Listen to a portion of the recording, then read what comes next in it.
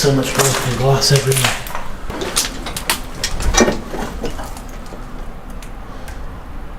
Oh my god. Ooh, you oh.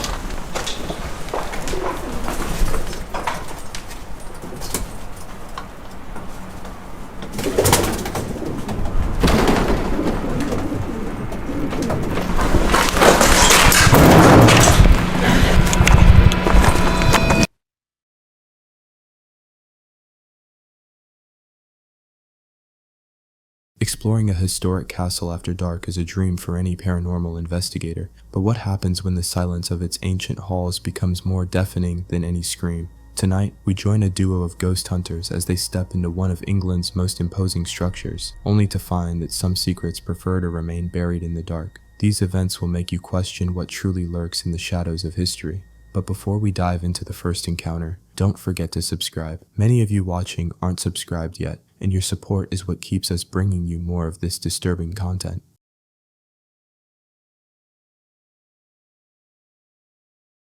Meet Steve and Griff, the creators behind the YouTube channel The Ouija Brothers. They take their audience into some of the most haunted locations across England, seeking to document the unexplainable. With a reputation for diving headfirst into fear, they've built a following of viewers captivated by their raw and unfiltered approach to the paranormal. But on this night, they would venture into a place so vast and so silent, it would test their courage in ways they never anticipated.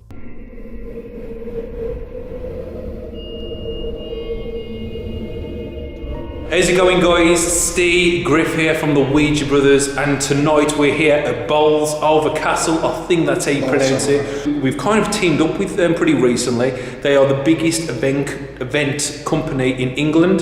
The investigation began at the imposing Bolsover Castle, a location they had long dreamed of exploring. Teaming up with the event company Haunted Happenings, they were given unprecedented free rein to roam the castle grounds and buildings alone, armed with just their cameras and their courage. As they stepped through the ancient doors, the sheer scale of the castle began to sink in, its storied past hanging heavy in the air. Just be careful going through the doors. I know, because it's like, what? Anyway, this room's big. Yeah, this is the room with the pictures on the wall. Pardon? I don't know if some of these previous occupants. Oh, he looks upset. Won't even look at the camera. Well, the person who painted him, sorry. But yeah, it's just nice. It's just really nice, like, to have all of this. Yeah. Kind of to look at. I mean, what's down there? Because you never know. These places could lead to like secret corridors, which lead to like secret places. Well, like dungeons. Sex dungeons down here. Oh well. Well, let's see. They started their exploration in a room adorned with unsettling portraits of past occupants, their painted eyes seeming to follow every move. The brothers noted the strange architecture and the endless corridors, speculating that secret passages could be hidden just out of sight. The oppressive silence was broken only by the sound of their own voices, which echoed unnaturally through the stone halls, creating an immediate sense of unease.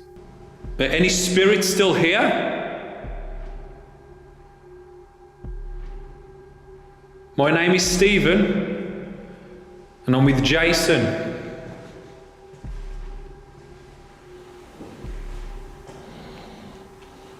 Hear that? They're tapping. No. They're walking. Yeah? Hello? Hello?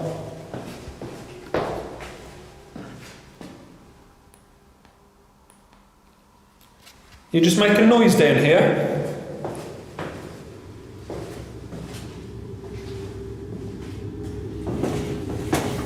That's the problem, isn't it, with these places, is that because we've got so much echo and we've got so much like reverb, natural reverb, it's going to be hard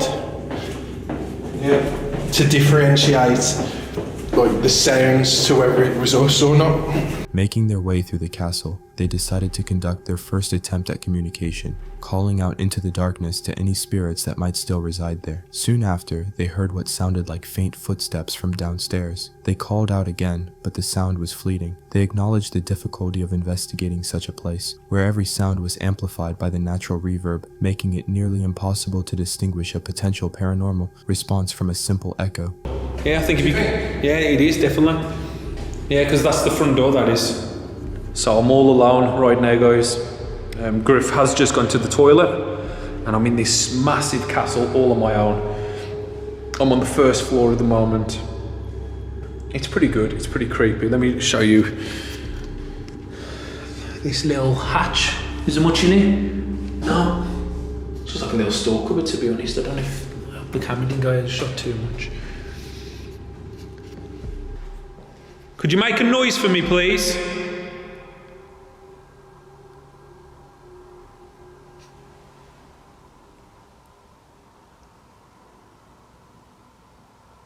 What? Hold on. Could you make a noise for me, please, spirit?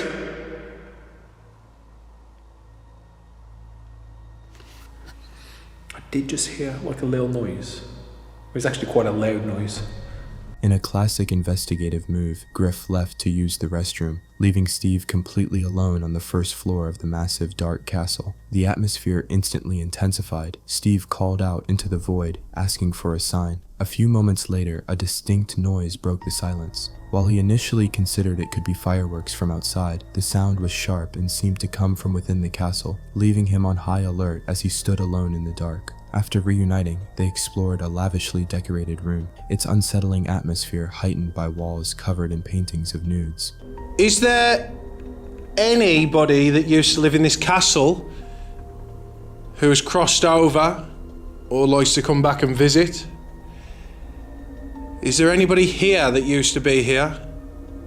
And could you come talk to us and come forward and just speak with us? There's only two of us in this vast castle, as we'll call it. Together, they once again called out, explaining they were there only to communicate and meant no harm, but the castle remained silent, its vastness seeming to swallow their words. The psychological weight of the empty fortress began to press in on them, proving that sometimes the deepest fear comes not from what you see or hear, but from the oppressive feeling of being watched in complete isolation. Later in the night, the pair moved their investigation to the stables, a separate building on the castle grounds. The environment shifted, but the unsettling feeling remained. Yeah, watch my head here. These door frames are a lot taller. Oh, the servants must have been taller then. What? Who designed that? That's a bad design. And I mean, I'm not an architect, but I know a bit about building. Oh, you work in construction? Yeah, and I mean, these two beams here are dangerous for a 6 foot bloke.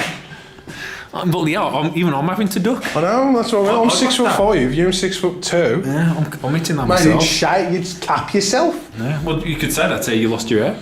They were immediately struck by the hazardous architecture, massive, low-hanging wooden beams that forced them to duck. They questioned the strange design, which seemed dangerously impractical. It was in this building they began to feel the true weight of the centuries, surrounded by the history of servants and the animals that once lived there.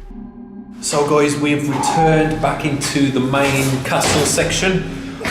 Everyone's having a break over in the cafeteria, so me and Griff have come back into the first section where we started, and we're going down into the basement. This is where the kitchen apparently is. Apparently they say this is one of the most haunted locations of this castle. Now I don't know if it's right or left. Is it right or left? Let me show you. In the Chamber of Echoes.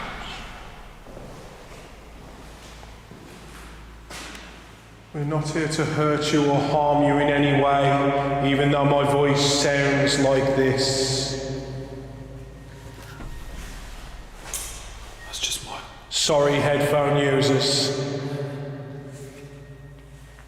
For their final vigil, they descended into the basement, the reputed heart of the castle's paranormal activity. The air grew colder as they navigated the crumbling stone steps into what was once the kitchen. Down in the darkness, surrounded by ancient walls, they made their last attempt to reach the other side, calling out into the suffocating silence of the castle's depths. Despite the castle's reputation and the unnerving atmosphere, the night ended without any definitive evidence. But the investigation served as a powerful reminder that not all hauntings manifest as disembodied voices or moving objects. Sometimes the true terror lies in the history of a place, its overwhelming silence, and the unnerving feeling that even when you are alone, you are never truly by yourself. The secrets of Bolsover Castle remain locked within its walls, waiting for the next brave souls to step into its shadows. Some legends are born from tragedy, their stories echoing through the halls of abandoned places long after the living have gone. But what happens when you go looking for a legend and it starts looking back?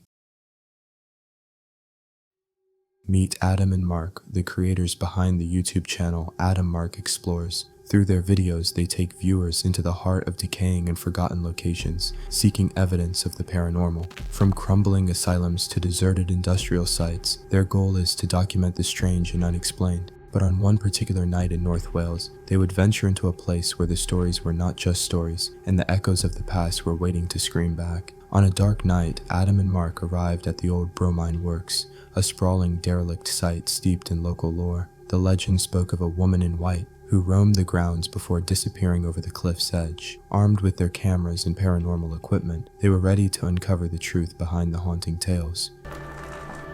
Wow. Okay, explorers, so today we are in North Wales. We have come to the old bromine works because we have read online about a story of a woman in white who roams the land here. Also, she is seen jumping off the cliff just down there. So hopefully we can try and communicate with anyone that may be here, and also try and get the picture, try and get the footage of the woman in white. That would be absolutely insane. They began their exploration in one of the main buildings, immediately confronted by the chaos left behind by vandals in the passage of time. The decaying interior and unsettling quiet set the stage for the terrifying night that lay ahead. Deciding to split up to cover more of the massive site, Adam ventured into another building alone. The atmosphere grew heavier with each step he took into the darkness. Suddenly, he heard distinct walking sounds nearby. I can hear walking around.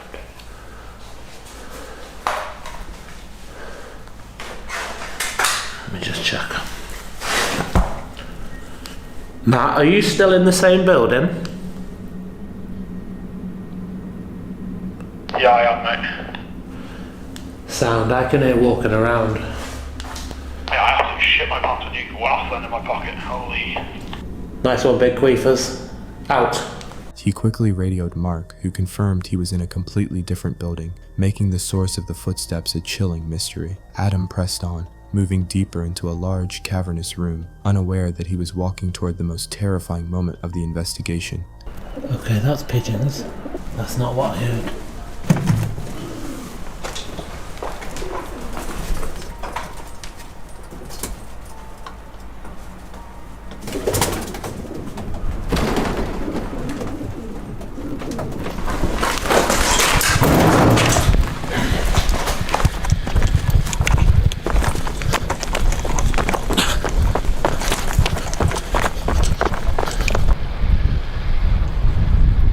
Fuck was that?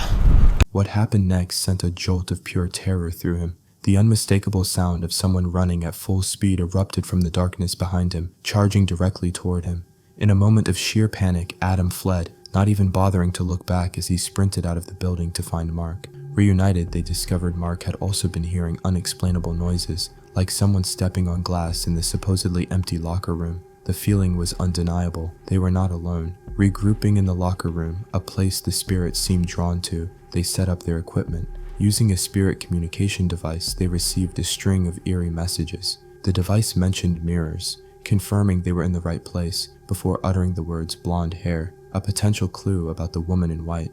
So guys, we are starting to do and he's had chair for his spirit talking. So the device is just a chair.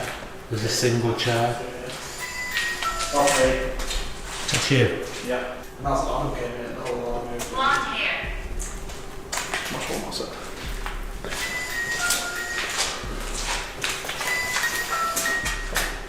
What was it? Blonde hair. Blonde hair. Blonde hair.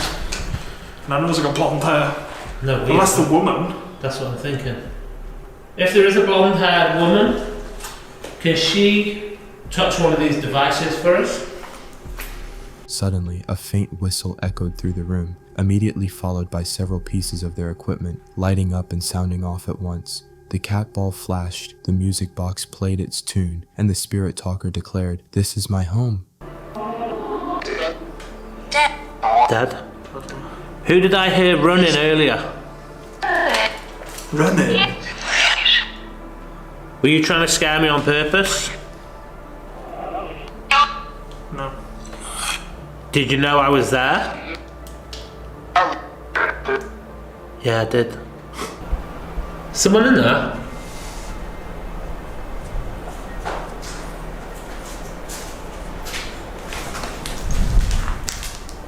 I clearly heard something. Someone here.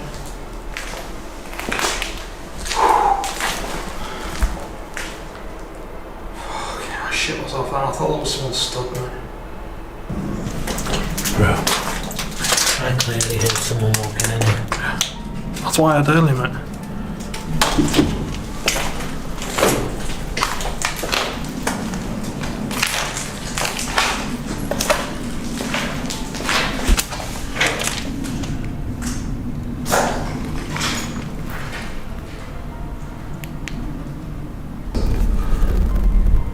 You're messing around. But it was footsteps, wasn't it? And then like a shuffling. Yeah. In their final attempt to communicate, they heard it, clear, heavy footsteps and a shuffling sound coming from an adjacent room. They froze, listening as the sounds moved around just beyond their sight. Convinced someone was hiding in the darkness, they cautiously went to investigate, but the rooms were empty. As they searched, Adam's flashlight suddenly died, plunging him into darkness and leaving them completely vulnerable. Although they searched the entire area, they never found the source of the footsteps that night. Were they being stalked by the spirit of the woman in white, or was it something else entirely? Something territorial and hostile to their presence. The running footsteps, the coordinated equipment activation, and the final bold sounds in the darkness all point to an intelligent presence that wanted them gone. One thing is for sure, Adam and Mark found the activity they were looking for, and it's a night they won't soon forget. Venturing into decaying buildings is a thrill for many, but what happens when the silence is broken by something that shouldn't be there? Tonight, we delve into a terrifying exploration that went horribly wrong. This encounter will make you question what truly lurks in the shadows of the forgotten. Meet the creator behind the YouTube channel The Urban Collective. Through his videos, he guides viewers into the heart of abandoned and derelict structures, uncovering the stories left behind in the decay. From crumbling manors to forgotten industrial sites, his explorations capture the eerie beauty of places lost to time. With his bold approach, the explorer keeps his audience on the edge of their seats, but one day, he would discover just how quickly a solo adventure can turn into a desperate escape. On a trip to Liverpool, the explorer stumbled upon a foreboding old house, its appearance alone enough to pique his interest. After learning it was once a hostel house, he knew he had to investigate whatever mysteries lay within its decaying walls. And we're about to investigate this foreboding looking old house, which I literally clocked just passing by. Now I came yesterday and there were a load of kids knocking about here. An old hostel house. So yeah, there's clearly access.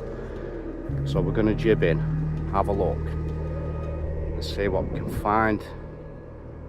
I must admit though, The house was intimidating, with overgrown ivy clawing at its brickwork, looking like something straight out of a classic horror film. As he circled the property, one piece of graffiti stood out, a chilling message spray-painted on a wall. "Evil is here." oh wow, look at that. Now that.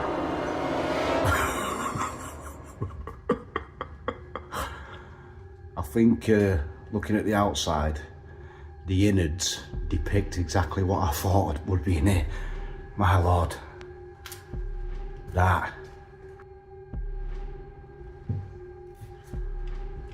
Yeah, this is fucking hanging, I'm not gonna lie. Wow. Now them kids that I saw yesterday.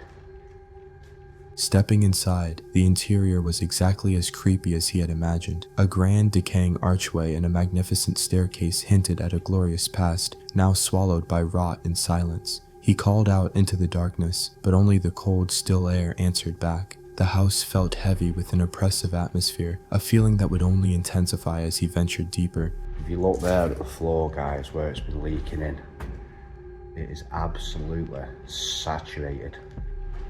And to be honest, I can feel it spongy beneath my feet. This bit looks pretty decent, but just look at that down there, man. This is some really, really scary ass Silent Hill vibes in this gaff, I'm not joking. It's got that a little hostel way. You can see the hooks there. And your coat.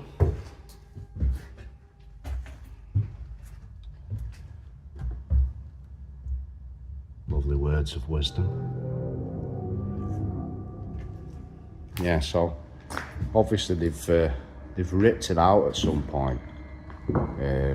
As he explored the upper floors, he found that water damage had left the floors saturated and spongy, a physical danger that paled in comparison to the unnerving energy of the place. Remnants of its past life as a hostel were scattered about, with old hooks still fixed to the walls. The further he went, the more the house seemed to close in around him, its silence becoming a character in itself. After exploring the dilapidated upper levels, he decided to save the most daunting area for last, the basement. Oh man. Into the darkness, and yeah, just that. There we go. See what lies in wait. Found that beautiful basement. Wow, look at the shadow there casted off the other torch. Creepy, man. I'm not gonna lie, guys, I'm a bit apprehensive in this bit.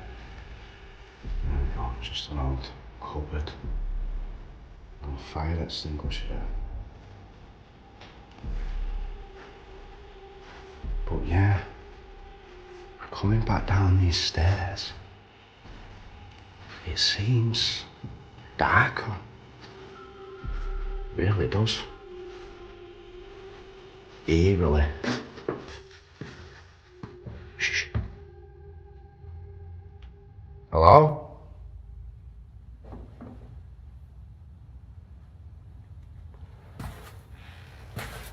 Oh God. And there you go, guys, look. Spiders.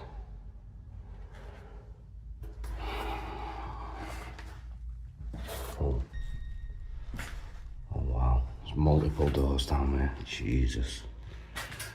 The descent into the basement was a descent into pure darkness. The air grew colder, and an overwhelming sense of apprehension washed over him. He admitted to his camera that he was genuinely terrified, a feeling that was soon proven to be justified.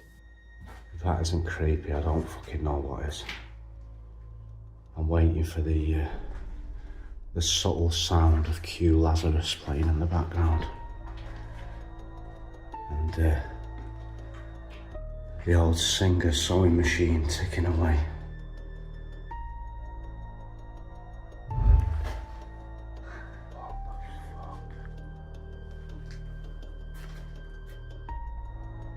What the fuck was that? Deep in the basement's suffocating confines, he found an old sewing machine, its solitary presence adding a layer of cinematic horror to the scene. He was completely on edge, waiting for something to happen.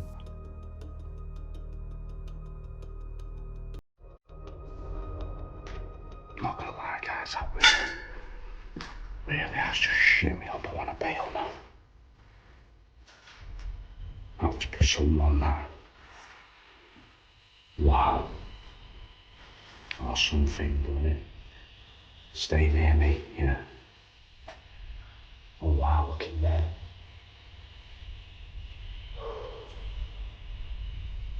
That shit me up that big time, like, what the jitters. That could have been that door at the top of the stairs, shutting itself. Fuck me. I'm not gonna lie, guys, that genuinely has shit me right up, man. And then it did. A sudden, violent bang echoed from somewhere above, shattering the silence and sending a jolt of pure terror through him. His immediate instinct was to flee. He quickly speculated that it could have been a door slamming shut upstairs, but the sound was too forceful, too deliberate. Fuck me, it's the front door.